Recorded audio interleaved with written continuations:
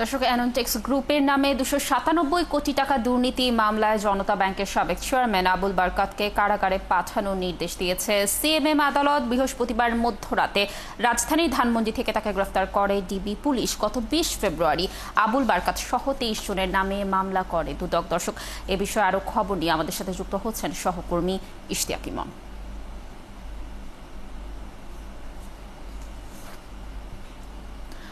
ইমন, আবুল বারকাতের দুর্নীতির মামলার বিষয়ে আইনজীবীরা কি বলছে, কি তথ্য রয়েছে আপনার কাছে, বিস্তারিত জানাবেন।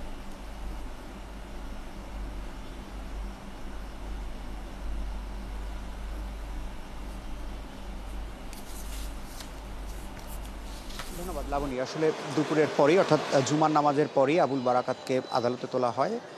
এরপর আদালতে সেখানে শুনানি হয় এবং শুনানিতে যেহেতু এটি দুদকের মামলা, সে কারণে মামলাটি মহানগর দায়রা জজ আদালতে শুনানি হওয়ার কথা ছিল। কিন্তু আজ যেহেতু মহানগর দায়রা জজ বন্ধ রয়েছে, সে কারণে যে কোনো গ্রেপ্তার আসামিকে 24 ঘন্টার ভেতরে নির্বাহী ম্যাজিস্ট্রেটের সামনে উপস্থিত করতে হয়। সে কারণেই আজকে বিশেষ আদালতে ডিবি পুলিশে যে আটক করে নিয়ে এসেছে দুদকের মামলায়, সেখানে তাকে আদালতে তোলা হয়েছে অর্থাৎ 24 ঘন্টার বাধ্যবাধকতার কারণে। কিন্তু এই মামলাটি আসলে মহানগর দায়রা জজ আদালতে শুনানি হওয়ার কথা ছিল এবং সেখানেই আসলে আইনগত যে প্রক্রিয়াগুলো রয়েছে সেগুলো নির্ধারণ হওয়ার কথা রয়েছে। যেহেতু মামলাটি মহানগর দায়রা জজ আদালত বিচার করবে, সে কারণে আইনগত যে প্রক্রিয়া সেইগুলো আসলে খুব স্বাভাবিক গতিতেই যাবে না। কারণ এখানে যে বিশেষ আদালত রয়েছে সেখানে শুধুমাত্র নির্বাহী ম্যাজিস্ট্রেট তাকে কারাগারে পাঠানোর নির্দেশ দিবেন এবং সে মতোই আসলে কারাগারে পাঠানোর নির্দেশ দেওয়া হয়েছে এবং 3 দিনের রিমান্ড আবেদন করা হয়েছিল পুলিশের দুদকের পক্ষ থেকে।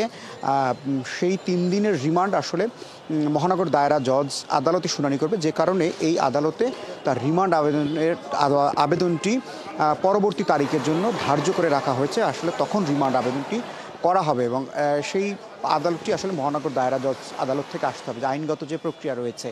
এবং যেমনটি বলছিলেন যে 23 জনের নামে এই মামলাটি হয়েছে গত 20 ফেব্রুয়ারি এবং সেটি 297 কোটি টাকার একটি অর্থ কেলেঙ্কারির মামলা এবং সেখানে সাবেক যিনি বাংলাদেশ ব্যাংকের গভর্নর ছিলেন ডক্টর আতিউর রহমান, তিনিও কিন্তু এই মামলায় আসামি রয়েছেন এবং আবুল বারাকাতকে গতকাল রাতে গ্রেপ্তারের পরে তাকে ডিবি হেফাজতে রাখা হয়েছিল। আজ দুপুরের দিকে তাকে মূলত আদালতে নিয়ে আসা হয় এবং শুনানি শেষ হয়েছে।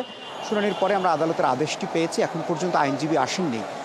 পক্ষ বিপক্ষের দুই পক্ষের আইনজীবীরা আসলে আইনজীবীরা কী ধরনের যুক্তিতর্ক তুলে ধরেছেন সেটি আসলে আইনজীবীরা ব্যাখ্যা করার মতো পরেই আসলে জানা যাবে। কিন্তু আইনগত যে প্রক্রিয়াটি আপনাকে বললাম, যে এই আদালত আসলে শুনানি করেছেন 24 ঘন্টা গ্রেপ্তার আসামিকে তাকে হাজির করার যে বাধ্যবাধকতা রয়েছে, সেই জায়গা থেকে কিন্তু মহানগর দায়রা জজ আদালত এটির আসলে পূর্ণাঙ্গ শুনানি বা বিচারিক যে প্রক্রিয়া সেটি সম্পন্ন করবে। সে কারণে আগামী রোববার পর্যন্ত আসলে এটি ধার্য থাকছে বলেই মনে হচ্ছে এবং 3 দিনের যে রিমান্ড শুনানি রয়েছে সেটিও আসলে মহানগর দায়রা জজ আদালত থেকেই ফয়সালা হবে যে আসলে তাকে রিমান্ড আবেদন মঞ্জুর করবেন নাকি বাতিল করবেন, সেটি মহানগর দায়রা জজ আদালতের এখতিয়ার।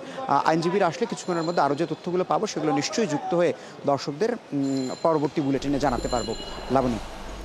ইমন, ধন্যবাদ আমাদের সাথে যুক্ত থাকার জন্য। আপনি থাকুন সেখানে, নিশ্চয়ই আমরা পরবর্তী সংবাদ সংযোগে আপনার মাধ্যমে এই বিষয়ে আরও তথ্য দর্শকদেরকে জানানোর চেষ্টা করব।